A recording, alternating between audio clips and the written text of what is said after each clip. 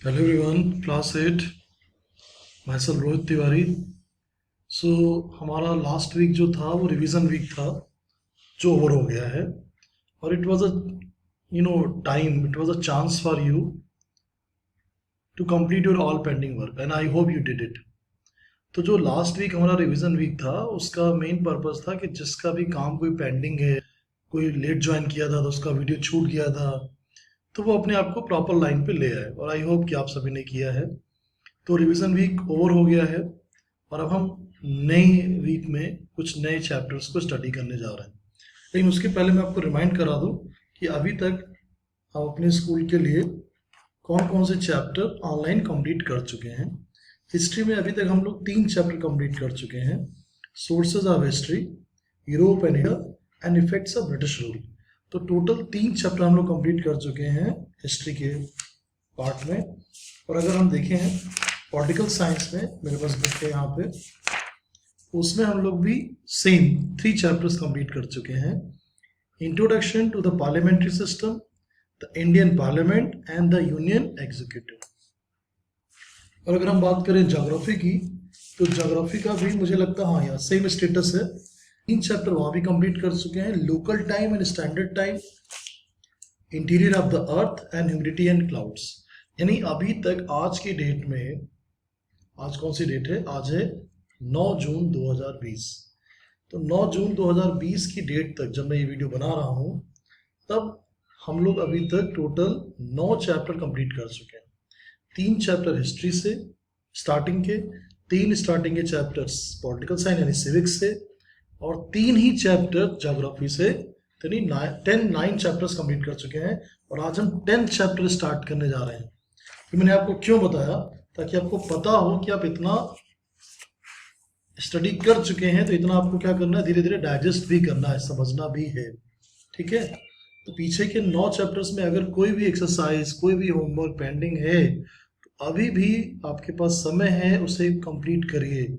वरना जितना ज़्यादा पेंडिंग वर्क हो जाएगा उतना ज़्यादा आपको प्रॉब्लम आएगी। ठीक है। तो आज हम लोग क्लास 8 के लिए जो भी ऑनलाइन क्लासेस चल रही हैं उसके सीरीज में ये 10th नंबर चैप्टर होगा, क्योंकि हम 9 चैप्टर्स कंप्लीट कर चुके हैं और हम एक नया 10th नंबर पे चैप्टर शुरू करने जा रहे हैं, जो मैंने हिस्ट्री से चूज किया, जो चैप्टर नंबर 4 है, जिसका कि नाम आपको दिख रहा है, द फ्रीडम स्ट्रगल ऑफ 1857। मुझे बहुत अच्छा लगा ये देख के कि इस चैप्टर का नाम रखा गया द फ्रीडम स्ट्रगल ऑफ 1857, क्योंकि सीबीएसई बोर्ड में जो बुक्स हैं वहां पे इसी चैप्टर को कहा गया है 1857 रिवॉल्ट, विद्रोह, 1857 का विद्रोह कहा गया है। अच्छा, विद्रोह किस एंगल से कहेंगे? विद्रोह कहेंगे अंग्रेजों के एंगल से। भाई अंग्रेजों के लिए तो ये रिवॉल्ट ही था कि उन्होंने उनको चैलेंज कर दिया, क्रांतिकारियों ने, कि हमें हमारा देश, हमारे लोग, तो हमारा राज होगा और आप लोग जाओ बाहर के लोग हो, फॉरेनर्स को। तो उनके लिए रिवॉल्ट था, मिलिट्री का और लोकल लोगों का। लेकिन ये हमारे लिए रिवॉल्ट नहीं था, हमारे लिए तो फ्रीडम स्ट्रगल था।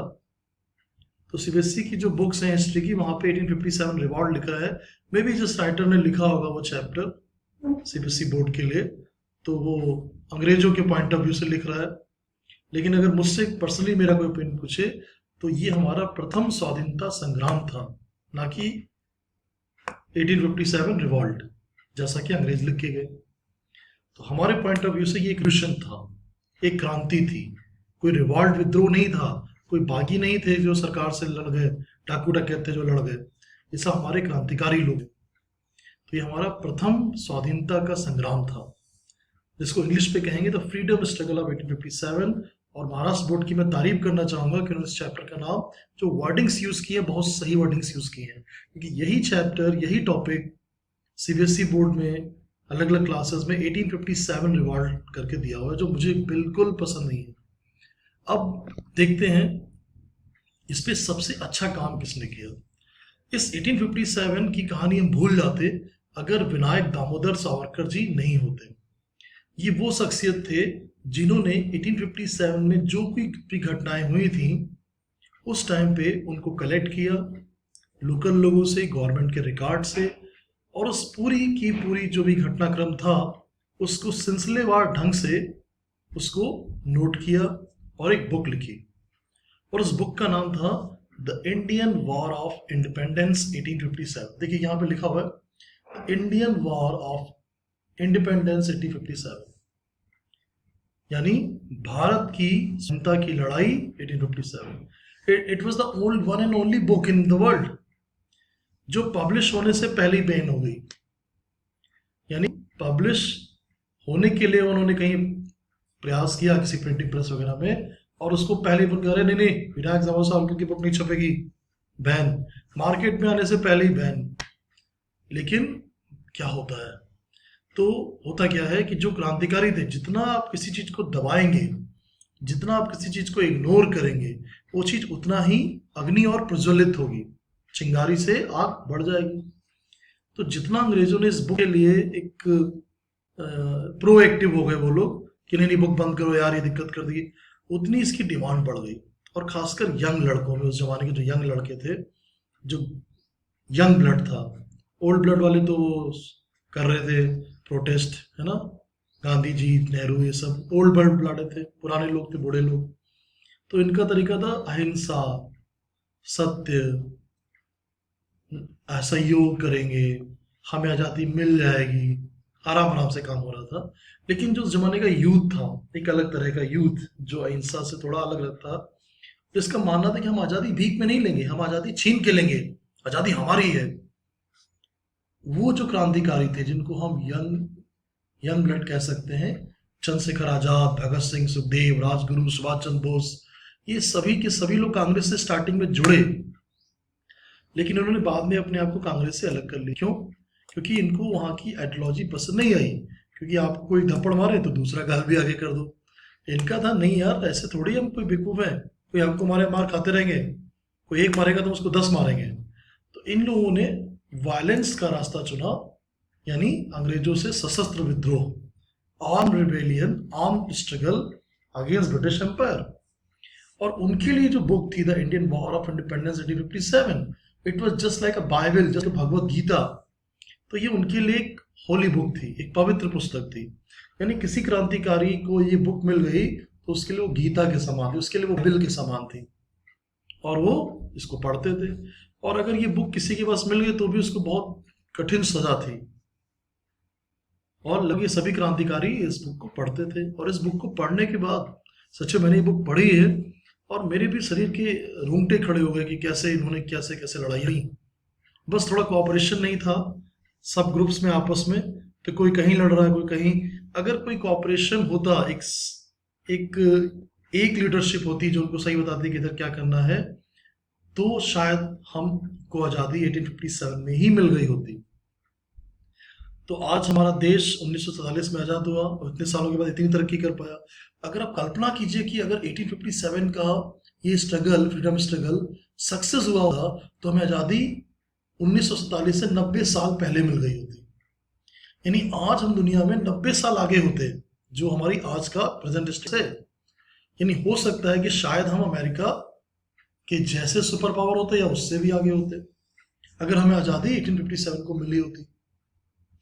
तो ये आज़ादी हमें नहीं मिल पाई क्योंकि अलग अलग ग्रुप्स में कोऑर्डिनेशन नहीं था, थोड़ा सा कोऑपरेशन नहीं था ज़्यादा, सब अपने अपने एरिया में लड़ाई कर रहे थे। और उन लोगों का सिस्टम क्या था, सेंट्रलाइज था ब्रिटिश लोगों का, तो उन्होंने एक एक करके सारे ग्रुप्स को कंट्रोल कर लिया। तो ये जो बुक थी, जिस बुक की मैंने बात की, the Indian war of independence 1857, ये गीता थी। लिखा किसने? विनायक दामोदर सावरकर ने। तो विनायक दामोदर सावरकर जो थे वो एक तरह से थिंक टैंक थे, ही वॉज अ थिंकर, वो एक विचारक थे जिन्होंने एक दिशा दी भारत के नौजवानों को कि अंग्रेजों से हम कैसे लड़ सकते हैं, उनको प्रेरणा दी। अगर ये आइडियोलॉजी सक्सेस होती इंडिया में, लेकिन बहुत सारे इंडियंस तो गांधी जी के पीछे भाग रहे थे, है ना, बहुत सारे इंडियंस नेहरू जी के पीछे भाग रहे थे। अगर हम सोच एक इमेजिन करते हैं कि इमेजिनेशन करें कि अगर विनायक दामोदर सावरकर की सभी मानते और सारे क्रांतिकारियों को हेल्प करते और इंडिया अहिंसा के मार्ग पे ना होके हिंसा के मार्ग पे होता कि हम आज़ादी भीख में नहीं लेंगे, आज़ादी छीन के लेंगे, तो आज हो सकता है कि शायद हमारे राष्ट्रपिता का नाम महात्मा गांधी नहीं, विनायक दामोदर सावरकर होता। और हमारे प्रथम प्रधानमंत्री जवाहरलाल नेहरू नहीं कोई और होते, यानी पूरे का पूरा पिक्चर ही बदल जाता। तो देश गया अहिंसा के मार्ग पे, बहुत से लोग मारे गए प्रोटेस्ट में, क्योंकि वो हथियार तो उठाते नहीं थे, बस मार खाते थे। और आखिरकार आखिरकार ब्रिटिश लोगों को दया आ गई, क्योंकि वो first world war second world war का सिनारियो था। तो उनको देखा जाए तो उनको ग्लोबल जो क्राइसिस था, जो ग्लोबल इश्यूज थे, तो ग्लोबल प्रेशर में, इंटरनेशनल प्रेशर में उनको हमको आज़ादी देनी पड़ी। यानी मुझे लगता है कि कांग्रेस का उतना ज़्यादा कंट्रीब्यूशन नहीं था, क्योंकि सेकंड वार खत्म होती है 1945 में, 39 से 45 तक चली 6 साल। और उसके बाद सबको लगा यार अगर हम सारे कंट्रीज को ऐसे गुलाम बनाएंगे तो लोग, जैसे जर्मनी में हुआ, जैसे इटली में हुआ, जैसे जापान में हुआ, तो ये आपस में कंट्री लड़ रहे हैं एक दूसरे से। तो अब समय आ गया कि अब लोगों को भाई इनकी आज़ादी दे दो और इनको अपनी अपनी कंट्री को अपनी अपनी ऑटोनॉमी दे दो। तो उस इंटरनेशनल प्रेशर की वजह से after second world war, I think British were force to give independence to Indians, not only because of Congress. अब स्ट्रगल बिफोर 1857, हम चल रहे हैं 1857 पहले क्या पिक्चर थी, क्या हो रहा था।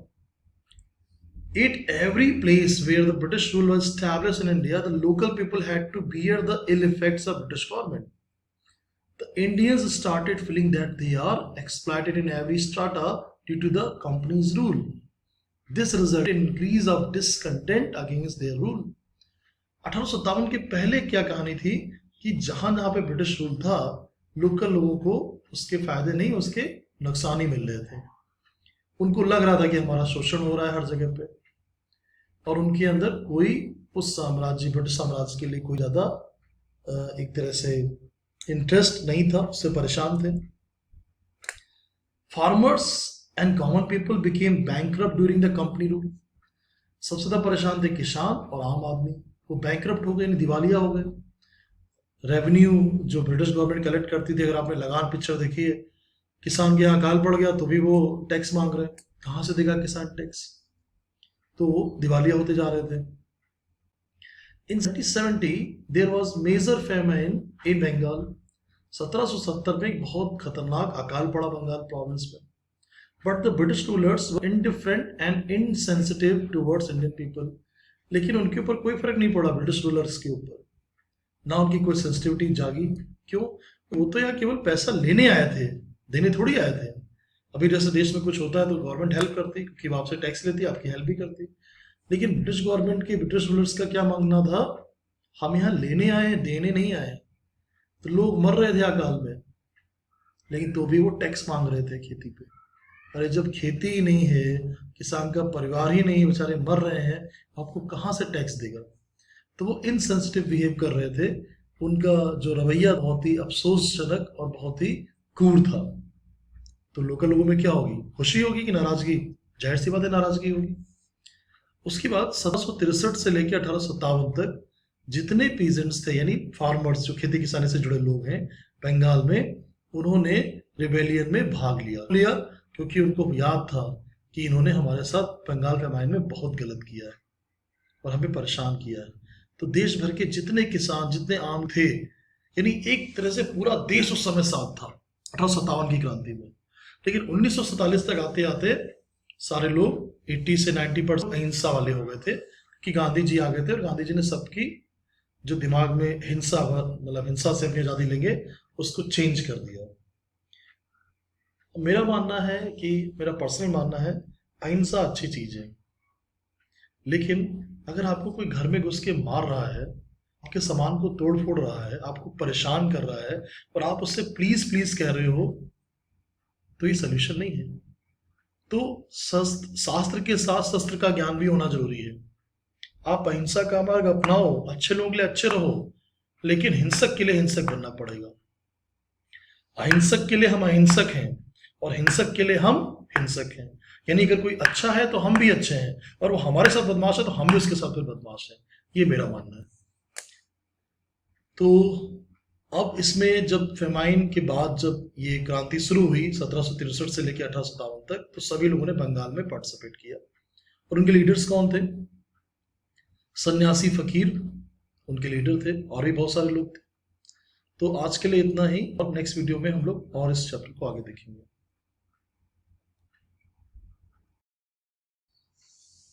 हेलो एवरीवन, मैं सब रोहित।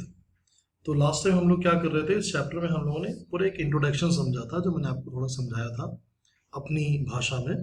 तो बंगाल में जो फार्मर्स थे, जो आम कॉमन लोग थे, उन्होंने 1857 के इंडियन फ्रीडम स्ट्रगल में काफ़ी ज़बरदस्त पार्टिसिपेट किया। और उनको लेड करने, यानी उनके leader, it was led by सन्यासी फकीर। Similarly, revolt took place in Gujarat, Rajasthan, Maharashtra, and South India. Umaji Nayak also gave a strong fight. He organized the Ramosis and local youth to revolt against the British.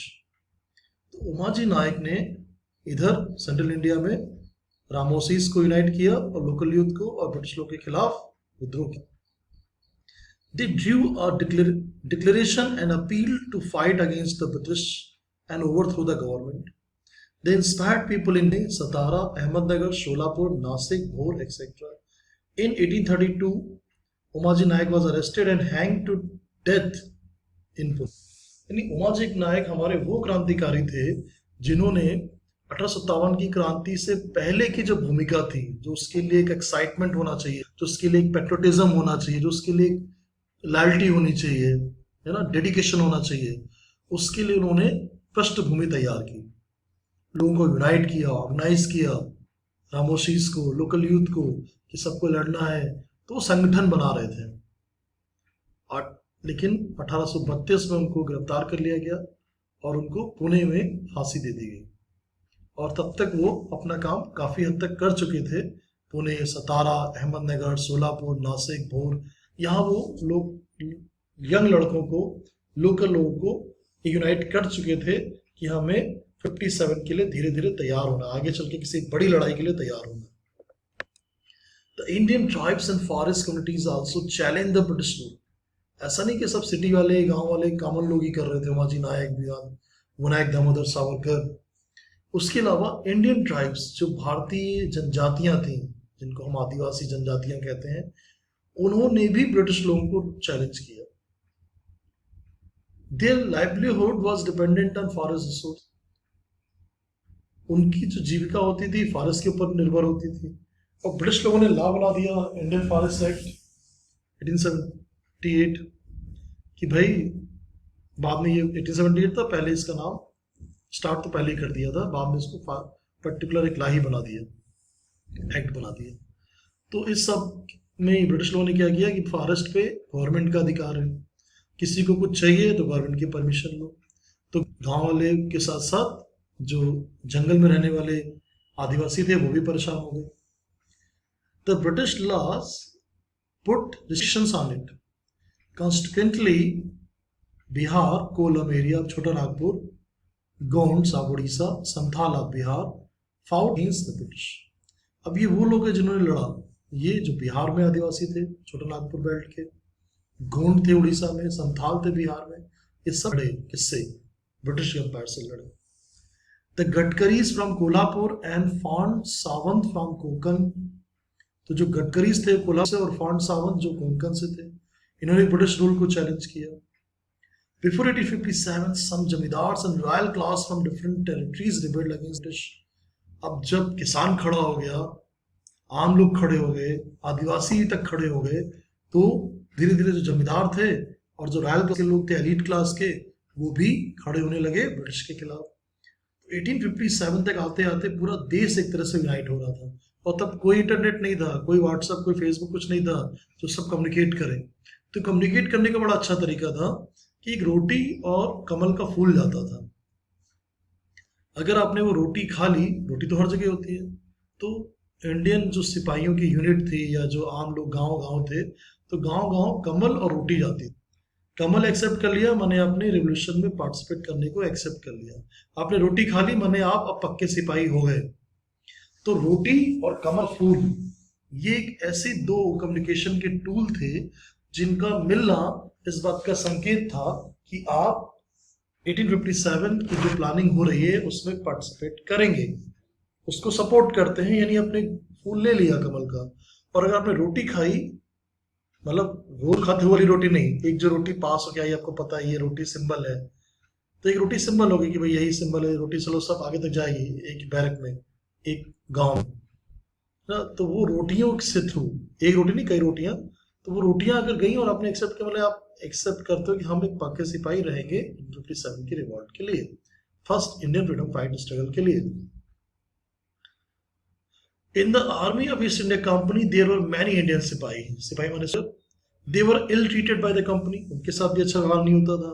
British soldiers को ज्यादा payment, ज्यादा allowance, ज्यादा salary, और उनको black Indians कह के उनको बेइज्जत भी किया जाता था, उनसे काम भी लिया जाता था. 1806 एट वेल्लूर एंड 1824 बैरकपुर, यहां से विद्रोह की खबरें आनी शुरू हुई 1806-1824 में. All these rebellions took place in their respective territories. They were local in nature and single-handed. The British forcefully broke down the revolt. तो जो बैरकपुर में हुआ 1824 में, सिपाहियों ने विद्रोह किया. वेल्लूर में 1806 में, अपने अपने एरिया में थे, कोई कोऑर्डिनेशन नहीं था, और ब्रिटिश लोगों ने आराम से इनको कुचल दिया, सभी को मार दिया गया. Public unhappiness was suppress but it did not vanish.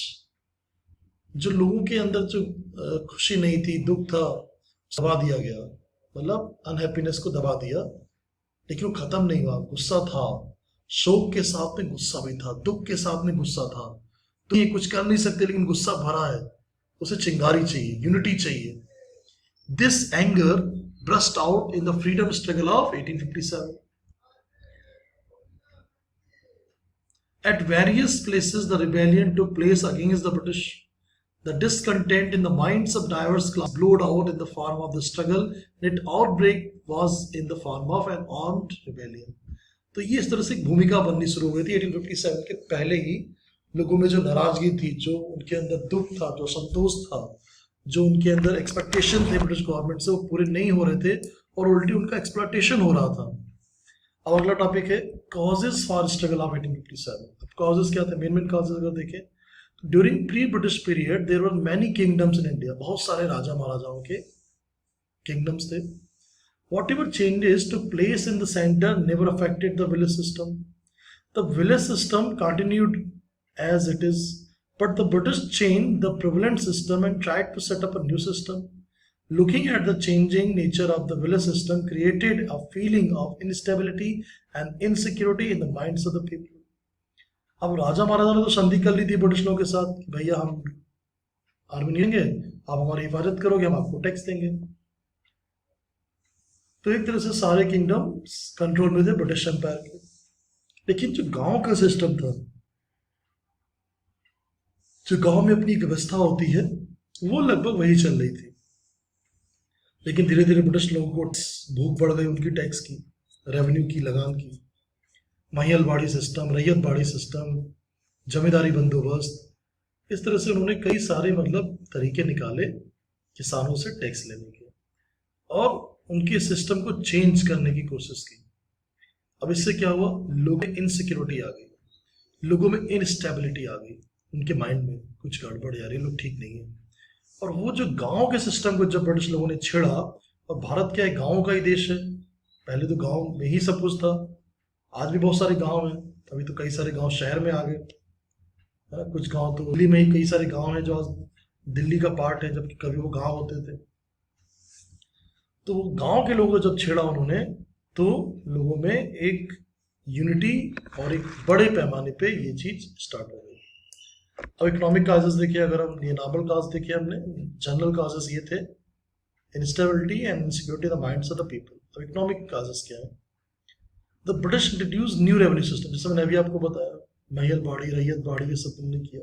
नए नए रेवेन्यू सिस्टम ला रहे हैं, किसानों के ऊपर टैक्स बढ़ाते जा रहे हैं. As a result of it agriculture system collapse हो गया, लोगों ने खेती करना बंद कर दिया.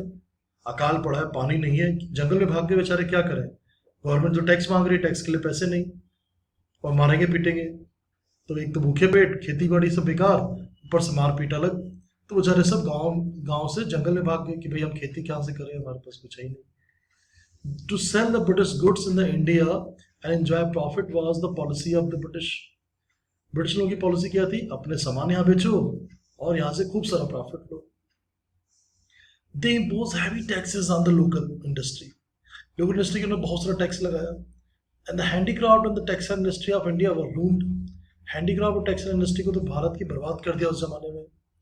Many Indian artisans became unemployed, बहुत सारे भारतीय कारीगर बेरोजगार हो गए। They had discontent in their mind against the British, और सब में क्या हो गया, डिसकंटेंट आ गया ब्रिटिश किंग के खिलाफ।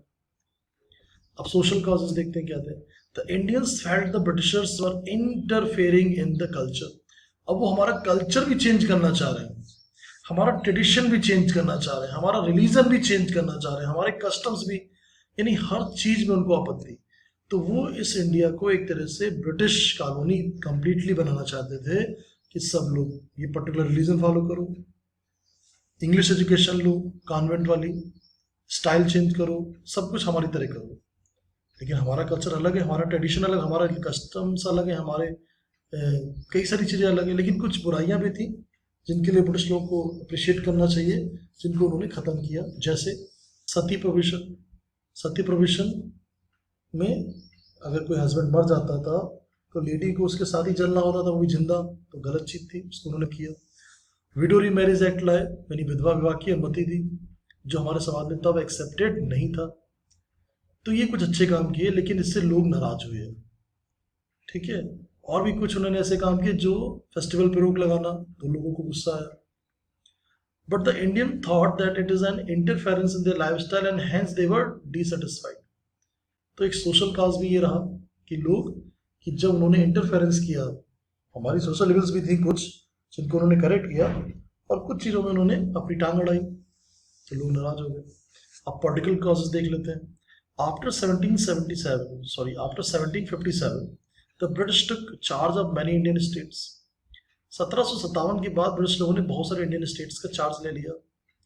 डलहौजी तो खतरनाक आदमी था। Annex many princely states on the various causes. उसने एक नई पॉलिसी लाई जिसका नाम था लैप्स पॉलिसी। उस पॉलिसी के अंदर, डलहौजी की जो लैप्स पॉलिसी थी, उसमें अगर कोई राजा मर गया और उसके कोई लड़का नहीं है तो वो जो रियासत होती थी ब्रिटिश की हो गई। अब इसी तरह उसने झांसी पर अटैक किया, तो झांसी की रानी ने काफ़ी डिफेंड किया अपने आप को, फाइनली वो शहीद हुई। तो लॉर्ड डलहौजी की पॉलिसी थी कि कोई राजा अगर मर गया, उसके लड़का नहीं है, लड़की है तो भी नहीं देंगे, तो वो उसको उसकी सल्तनत हम ले लेंगे। The Nawab of Ayodhya was dethroned on the grounds of maladministration, whereas the princely states of Satara, Nagpur and Jhansi पर annexes through the doctrine of lapse, जो मैं लैप्स पॉलिसी बता रहा था। तो डॉक्ट्रिन ऑफ लैप्स पॉलिसी के थ्रू उसने झांसी को छीना, नागपुर को छीना, सतारा को छीना। उधर अयोध्या के नवाब को हटा दी, भैया तुम एडमिनिस्ट्रेशन नहीं कर पा रहे, निकल लो यहाँ से। Due to the policy of Dalhousie policies of Dalhousie, the Indians did not consider British rule as trustworthy. लेकिन डलहौजी की सब पॉलिसी थी ये सब, उससे लोगों को समझ में आ गया कि इन लोगों पे यार भरोसा नहीं कर सकते, ये लोग अच्छे नहीं हैं, ये हमारे राजाओं को, हमारे राज्य को छीन रहे हैं धीरे धीरे करके, और बहाने बना के छीन रहे हैं। किसी पे कह रहे तुम संभाल नहीं पा रहे हो, किसी को कह रहे तुम्हारा लड़का नहीं है इसलिए तुम्हारी रियासत हमारी हो गई। और जब राजा चले गए, क्योंकि राजा जो थे वो लोकल रूलर्स थे और वो किसानों की कम से कम बात को समझते थे, तो यहीं के थे, ऐसे भी थे थोड़े बहुत जो भी उसमें गड़बड़ थे, लेकिन वो बात समझ आते थे कि हाँ अकाल पड़ा है, दिक्कतें हैं, इस साल चलो फिर नहीं दे पाओगे, चलो अगले साल देना। लेकिन ब्रिटिश लोगों में ऐसी कोई सेंसिटिविटी नाम की चीज नहीं थी, क्योंकि दे वर फॉरेनर्स, उनको तो बस पैसा चाहिए था, भले मर जाओ। तो वो राजा लोगों से भयंकर, उससे भी ज्यादा क्रूर और इनसेंसिटिव पीपल थे।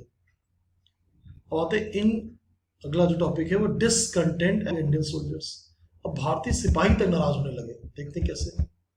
Indian soldiers are given low status, यानी लो स्टेटस दिया गया उनको by the British officers. They could not gain any higher post than the Subedar, Subedar के ऊपर वो जा नहीं सकते थे। They were paid less compared to the British soldiers. The allowances were also gradually decreased. Due to these all reasons they were giving, there was growing discontent among Indian soldiers. तो क्या क्या रीजन हो गए? Soldiers क्यों नाराज हो गए जो भारतीय सिपाही थे ब्रिटिश आर्मी में, कि भाई एक तो आप हमको हायर पोस्ट पे प्रमोट नहीं करते, दूसरा हमको पेमेंट भी कम मिलता है ब्रिटिश सोल्जर्स के कंपेरिजन में। तो ये सब चीजें थी, और उनके अलाउंसेस को भी कम कर दिया गया। तो इन सब चीजों ने उनको भी नाराज किया। तो ये सब बातें धीरे धीरे करके ब्रिटिश लोगों के अगेंस्ट 1747 का रिवॉल्ट या first Indian freedom fight start हुई।